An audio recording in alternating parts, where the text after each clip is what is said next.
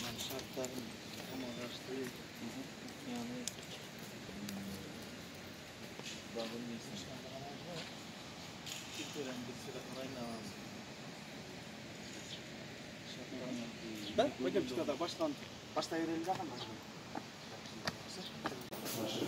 Врачи завтра вообще да?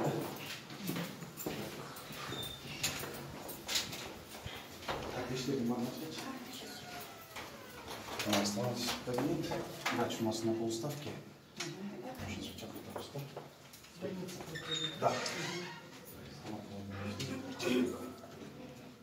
Джумат на прикрепленном рычаге вправо. Полставка достиг, да? Сколько раз прикреплено? Каждый день на полставке же. Да, на полдня. Так, мощность 250 подопечных, на сегодняшний день 249. Почти полдня. Азыр жаңы министерство чалды, она не адамдарды бир подопечных открылось деп. Уже мен полный заполнится, то есть 250 будет. Олар бүгін 4 подопечныйымызды Чыңгыргулга жөнөттүк с утра. Оттуда кайрап 4-тө алып келебиз. Биздин эле подопечный. Хорошо. Так, ачпайсың? Давайте сюда пройдем, она кайра возвратимся, да? Кыздар үстү чыгып чогултат чөптөрдү. Анан кийин кышында деген по назначению врача заваривать этип, ар бирөөнө настойка болуп жасап беребиз да, кашля, всё.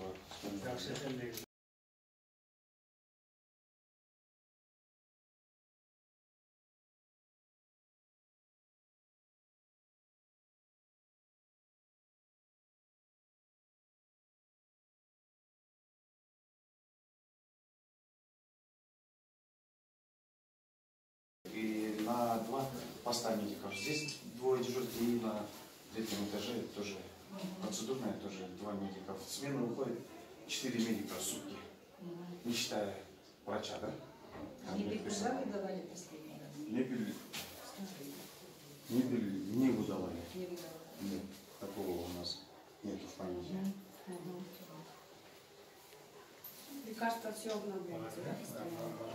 Насчет лекарства и питания Дефицита нет? проблем нету. Дефицита нет? Насчет лекарств питания вообще проблем нет. Ну, Защитная статья, насчет этого. Проблем нету. Да, вот уж Dört mal ne? Başta 4 mal resmi. да, 3 ысык и 4 полдник. Процедурный ана неме кылганбыз, абортты.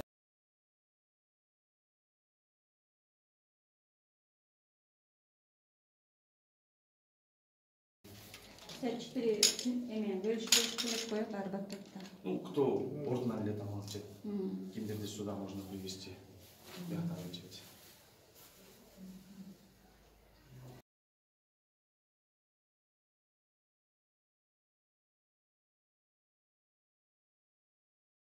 Ага, Саидакова Динара. Цель нашего сегодняшнего посещения – это посмотреть на улучшение или изменение условий содержания подопечных женщин в Аксуйском психоневрологическом диспансере и посмотреть на то, что изменилось с момента последнего нашего посещения. Это лично я здесь была в 2019 году и ранее. И то, что я сделала вывод от имени Национального центра, что условия содержания значительно улучшились. Улучшилось отношение к подопечным, но есть проблемы. Необходимо из государственного бюджета выделять больше финансовых средств на приобретение медицинского оборудования, потому что оно устаревшее, на приобретение мебели, в частности тумбочек для подопечных. Ну и много еще каких необходимо решить проблем, но в целом ситуация, я бы сказала, что улучшилась.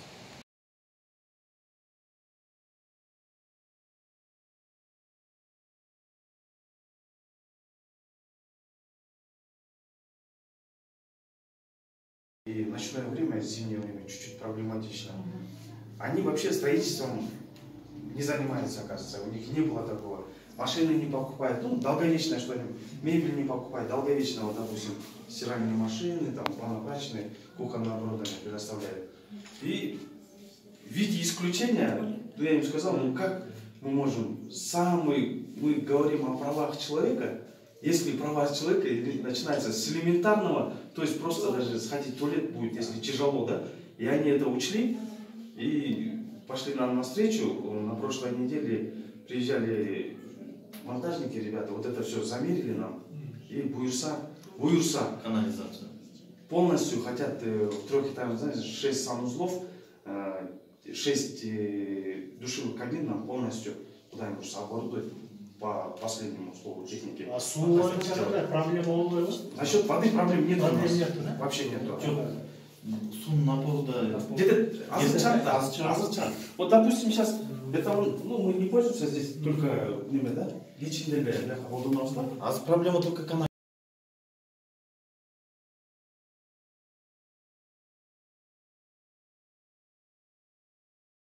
В Америке они католическая церковь. Церковь там, да, по воскресеньям ходит, денежку собирает, и потом это все. Да. Здесь у нас каждый вечер проходит подмывание.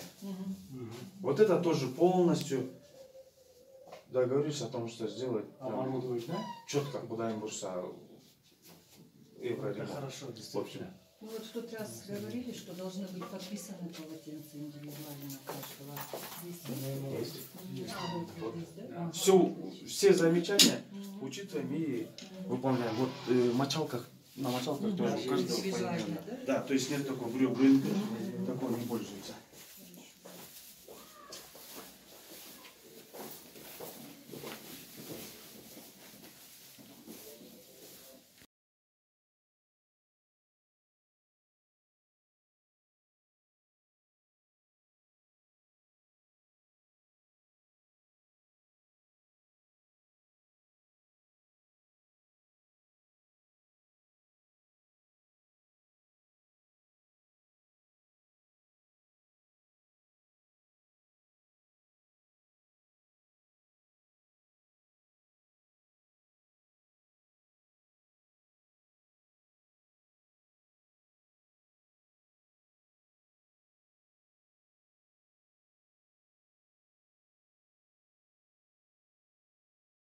Мындай да чыгып кетсеңер болот, мындай да чыгып кетсеңер болот. Эгер бияка киребиз десеңер, мындай чыгып кетсеңер болот. Жок десе, кандай да чыгып. Doğru bana bakışayız da. Мисалы үчүн,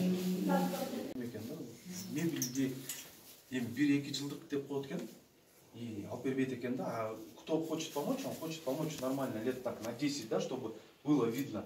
А тумбочки десеңер, нет, давайте мы вам стиральную машину купим или зарочную плиту купим. Ну, она обязательно необходимые Тумбочки элементы. обязательно надо. И это, не всем хватило кровати.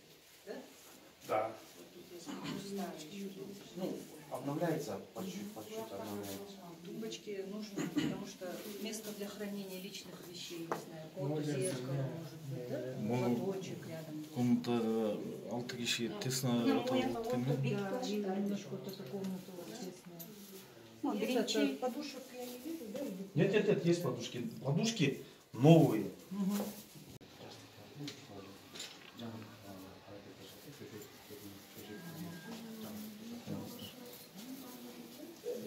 Да, вот.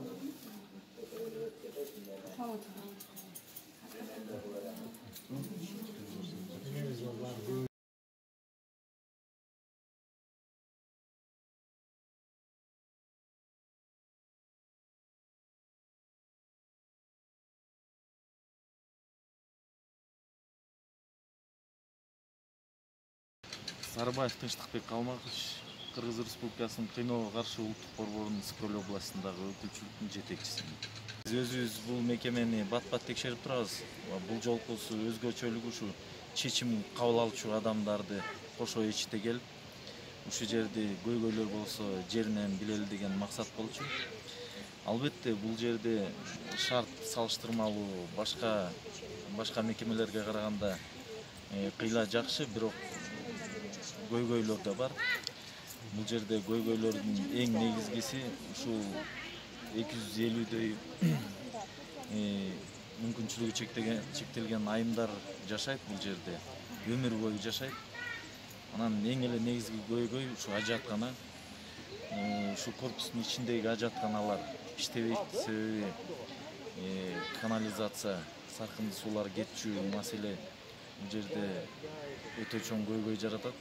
Бул маселени бул мекеме өзү күчү менен чече албайт, себеби бул маселе ушул жалпы эле айылдын көйгөйү. Анан ошого карабай бул мекеменин жетекчилиги бул маселени чечкенге аябай чоң аракеттерди кылып атыптыр. Спонсорлордун жардамы менен ушул канализацияны автономный жасап берген атышыптыр. Жакын арада бул маселе чечилчүдөй болуп атат. Бизге ушул маселенин чечилишин күтө туралы деп атат. Эми бир аз күндөн кийин чечилет деп. Мамлекет тарабынан, областтык фонд развития тарабынан бул маселеге чечкенге да салым кошкону бул сыртка ажаткана салып берген. Азыр ушул аялдар ажатканага сыртка барат. Андан сырткары ушул иш-чаранын алкагында биздин жетекчилик тарабынан биздин улуттук борбордун директорунун орун басары Бишкектен келген, өзүнүн катышуусу менен текшерип атат. Кудай буйрса, ушул иш-чаранын жыйынтыгы менен дагы көп маалыматтар болот деп ойлойм. Кудай буйрса маселелер чечилет деген ишеничтебиз. Бир суроо ушул убакытка чейин ушул борбордон сиздер тарапка арыздаттануулар болдубу же болгон жокпу? Адам укугун коргоо багытында балким кыйноолорду алдын алуу боюнча сиздерге фактылар болдубу? Биздин улуттук борбордун өзгөчөлүгү биз алдын алуу иш-чараларын кылабыз да, ушул кыйноо болуп кеткенден кийин эмес, ушу болбош үчүн биздин ишибиздин көрсөткүчү ушу жерге келгенибиздин саны да. Биз канчалык көбүрөөк келсек, ошондон бир жылыш болот. Албетте биздин улуттук борбор иштеп баштаганга чейинки менен азыркы убакка чейинки бул жердин айырмасы асман менен жердей. Биздин улуттук борбордун ачылганына 10 жыл болот. Быйыл юбилейный жылыбыз. 2012 жылы 12 июлдагы президент кол койгон мыйзамдын негизинде иш алып барабыз. Ошондон бери мына 10 жылдын жүзү болуп калды. 2014төн баштап областтагы өкүлчүлүк иш алып барабыз. 2014төгү абал менен азыркы абалды салыштырып болбойт. Албетте жылыштар бар. Эми бул жердеги аялдар өздөрү мүмкүнчүлүгү чектелген болсо, анан өздөрү аял болсо, албетте аярлуу катмардын да аярлуусуна кирет да, анан арыз көбү жаза албайт. Анан биздин өзүбүздүн инструментарийлар бар. Ошол проблеманы выявлять этчү өзүбүздүн инструментарийлар, ошонун негизинде биз выявлять этебиз. Албетте бияктын жетекчиликтин бизге кайрылуулары бар. Маселелерди убагында чечип атабыз. Эртеңгүнкүсү каша беребиз. Бүгүнкүсү каша овсяная болду. Чай с молоком, сливочное масло, хлеб. Сладкий, да, чайыбыз. А түшкүсү болсо, гуляш, гречка, суп берип пиширип.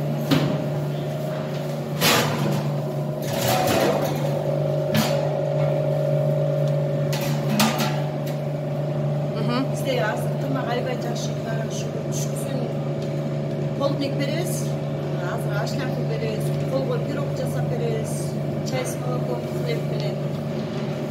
Кечкисин болсо жумуртка менен беребиз. Ушул ашкана жагында канча адам эмгектенип атасыздар? Мени менен 4, мен башкы ашпозчумун, менден башка 4, 2 күндөн иштейсиз менен.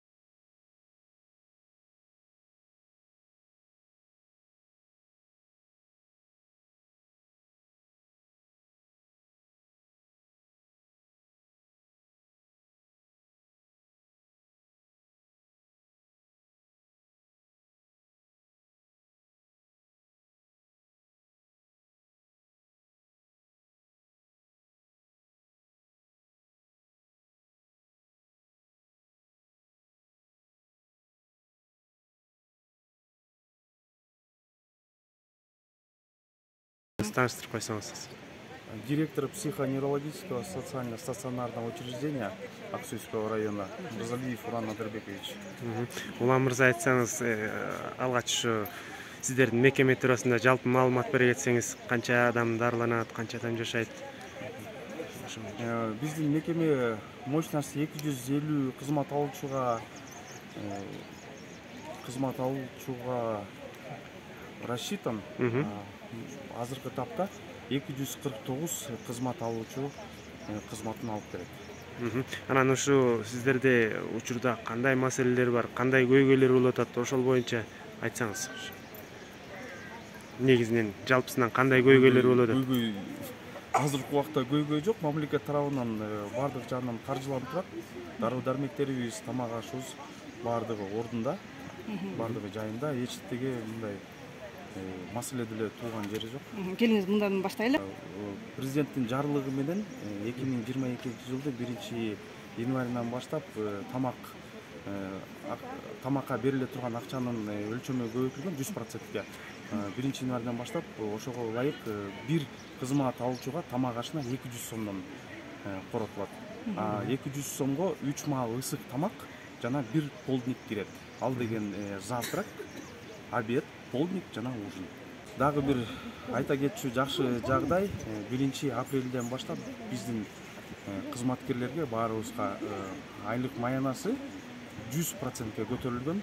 Бул деген абдан жакшы жаңылыктар болуп атат. Негизи социалдык сферага абдан жакшы көңүл буруп атат. Азыркы тапта биздин айлык маяналарыбыз 100%ке көбөйүп атат. Тамак ашыбыз кызмат алуучуларга 100% көтөрүлдү. Аябай жакшы жаңылыктар.